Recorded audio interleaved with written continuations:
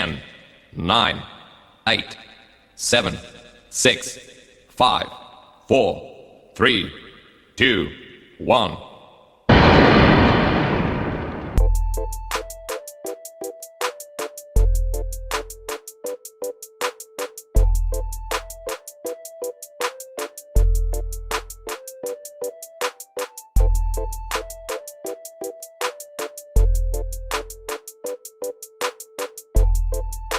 World Environment Day is the most renowned day for environmental action. Since 1974, it has been celebrated every year on 5 June, engaging governments, businesses, celebrities and citizens to focus their efforts on a pressing environmental issue. Everyone in the world ought to do the things for which he is specially adapted.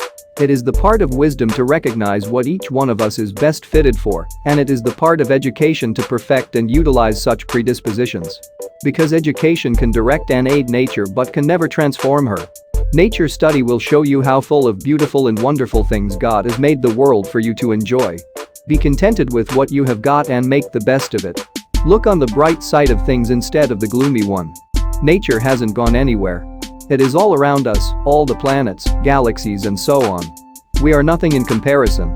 With the world's human population now at 7 billion and growing, and the demand for technology and modern conveniences increasing, we can't control all our negative impacts. But we have to find better ways to live within the limits nature and its cycles impose. We cannot wait for governments to do it all. Globalization operates on internet time. Governments tend to be slow-moving by nature because they have to build political support for every step. To photograph truthfully and effectively is to see beneath the surfaces and record the qualities of nature and humanity which live or are latent in all things. Nature, too, shall live its own life. We must beware not to disrupt it with the color of our houses and interior fittings. Yet we should not attempt to bring nature, houses, and human beings together into a higher unity.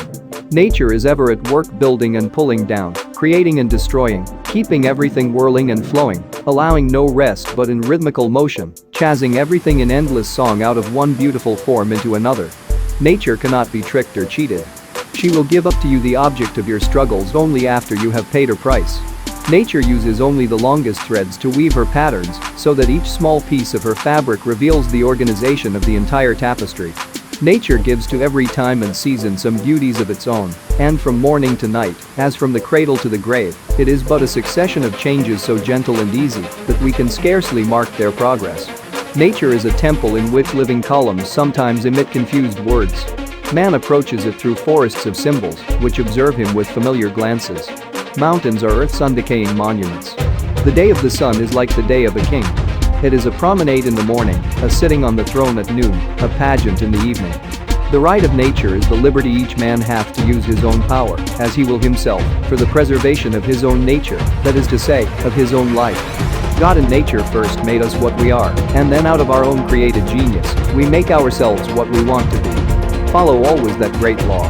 Let the sky and God be our limit and eternity our measurement. Nature is relentless and unchangeable, and it is indifferent as to whether its hidden reasons and actions are understandable to man or not. Ocean is more ancient than the mountains, and freighted with the memories and the dreams of time. The sea is everything. It covers 7/10 of the terrestrial globe.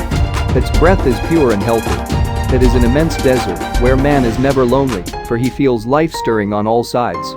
With every drop of water you drink, every breath you take, you're connected to the sea. No matter where on earth you live.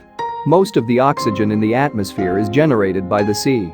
What makes a river so restful to people is that it doesn't have any doubt it is sure to get where it is going, and it doesn't want to go anywhere else. Nature teaches us that tens of billions of light years may have passed, and life in all of its expressions has always been subjected to an incredible combination of matter and radiation.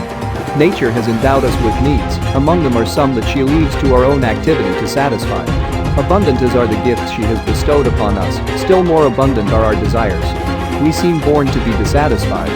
By reading the scriptures I am so renewed that all nature seems renewed around me and with me. The sky seems to be a cooler blue, the trees a deeper green.